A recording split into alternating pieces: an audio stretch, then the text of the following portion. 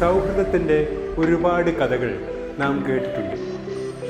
കവിതയായും കഥകളായും ഗാനങ്ങളായും ചങ്ക് പറിച്ചു കൊടുക്കുന്ന സൗഹൃദത്തിൻ്റെ കഥകൾ നമുക്കെന്നും വായിച്ചാലും കേട്ടാലും മതിവരാത്തവയാണ്. സിനിമയും അങ്ങനെയുള്ള ഒരുപാട് കഥകൾ പറഞ്ഞ് നമ്മെ ആകർഷിച്ചിട്ടുണ്ട്.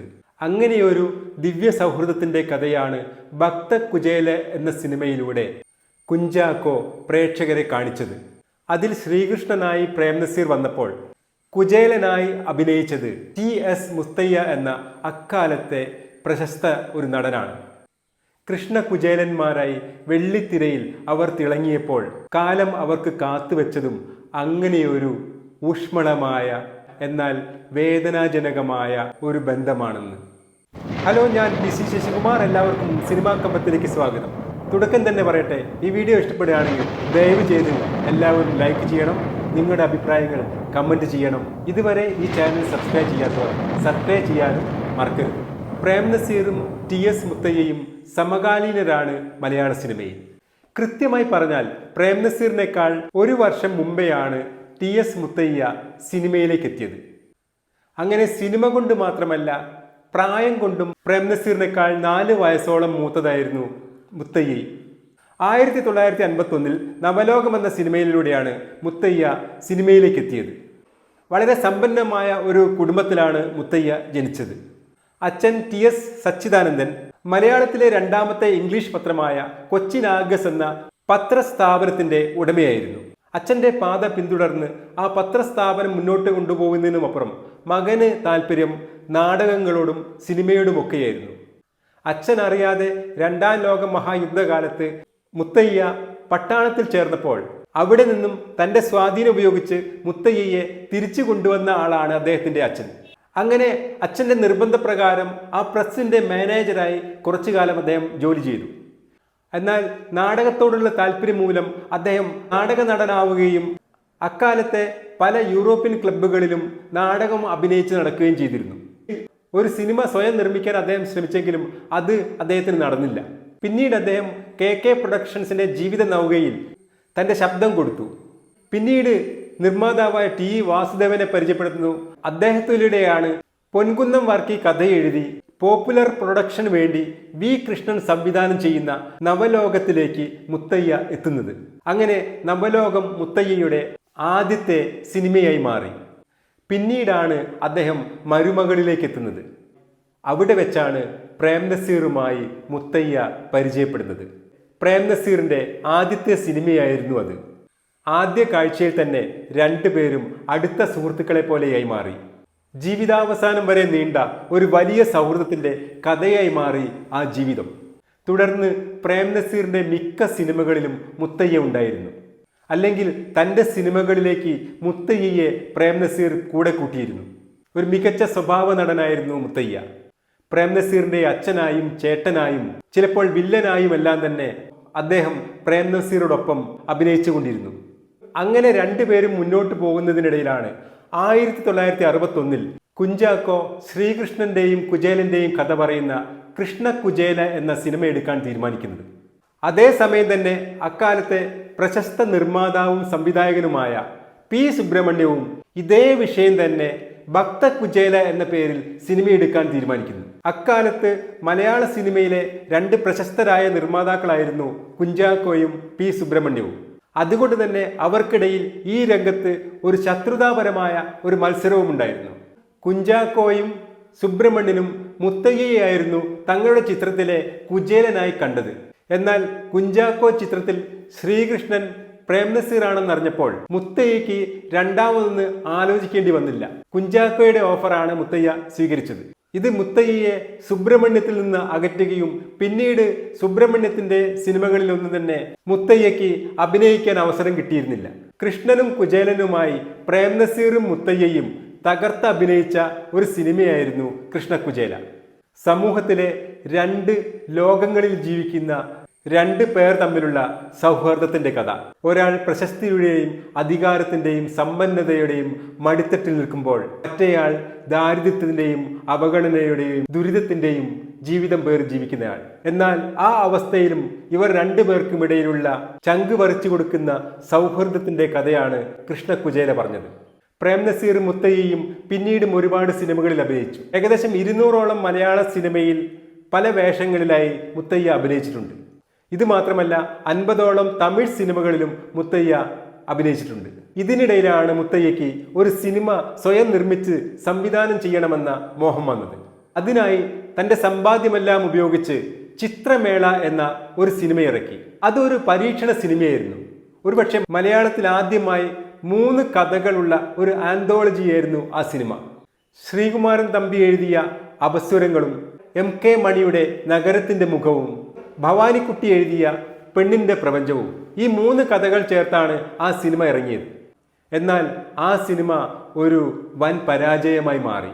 മുത്തയ്യയുടെ അതുവരെയുള്ള സമ്പാദ്യത്തിൽ നല്ലൊരു പങ്കും നഷ്ടപ്പെട്ടു. എന്നാൽ ചിത്രമേളയിൽ ഉണ്ടായ നഷ്ടം മുത്തയ്യയെ സംവിധാന രംഗത്തു നിന്നും പിന്മാറാൻ പ്രേരിപ്പിച്ചില്ല. തുടർന്നും അദ്ദേഹം മറ്റൊരു സിനിമ കൂടി സംവിധാനം ചെയ്യാൻ തീരുമാനിച്ചു. അങ്ങനെയാണ് ബല്ലാത്ത പഹേൻ എന്ന സിനിമ പുറത്തിറങ്ങിയത്. ഇതിൽ പ്രേം നസീർ കൂടി അഭിനയിച്ചിട്ടുണ്ടെങ്കിലും ടൈറ്റിൽ റോളിൽ വന്നത് ബഹദൂർ ആയിരുന്നു. നിരൂപക പ്രശംസയെല്ലാം നേടിയെങ്കിലും ഈ സിനിമയും ഒരു പരാജയമായി മാറി. അങ്ങനെ നിർമ്മിച്ച 2 സിനിമകളും പരാജയപ്പെട്ടതോടുകൂടി മുത്തയ്യയുടെ അതുവരെയുള്ള സമ്പാദ്യമെല്ലാം പോയെന്ന് മാത്രമല്ല, കടക്കാരനാവുകയും ചെയ്തു. അക്കാലത്ത് മുത്തയ്യയെ പോലെയുള്ള അഭിനേതാക്കൾക്ക് സിനിമയിൽ നിന്ന് കിട്ടുന്ന റെന്യൂമറേഷൻ എന്ന് പറഞ്ഞാൽ അത്ര ആകർഷകമൊന്നുമല്ലായിരുന്നു. പ്രേം നസീറിനെ പോലെയുള്ള ഏതാനും ചിലർക്കൊഴിച്ച് മറ്റുള്ളവരെ സംബന്ധിച്ചിടത്തോളം സിനിമയിൽ നിന്നുള്ള പ്രശസ്തിയല്ലാതെ അതിനൊത്ത വരുമാനം സിനിമ നൽകിയിരുന്നില്ല. പിന്നീടും സിനിമകളിൽ അദ്ദേഹം അഭിനയിച്ചുകൊണ്ടിരുന്നു. പ്രേം നസീറിന്റെ CID നസീർ, ടാക്സി കാർ തുടങ്ങി പല സിനിമകളിലും തുടർന്നും അദ്ദേഹം അഭിനയിച്ചുകൊണ്ടിരുന്നു. എന്നാൽ മുന്നോട്ട് പോകുന്തോറും സിനിമകളുടെ എണ്ണം ചുരുങ്ങി വന്നു. 1975ഓടുകൂടി അദ്ദേഹം സിനിമയിൽ നിന്ന് തന്നെ പുറത്തുപോയി. തൻ്റെ ധാരാളിത്ത ജീവിതവും പണം ചെലവഴിക്കുന്നതിനുള്ള അച്ചടക്കമില്ലായ്മയും മുത്തയ്യയെ അപ്പോഴേക്കും ദരിദ്രനാക്കി മാറ്റിയിരുന്നു. എന്നാൽ തൻ്റെ സുഹൃത്തിനെ കൈവിടാൻ പ്രേം നസീർ തയ്യാറല്ലായിരുന്നു.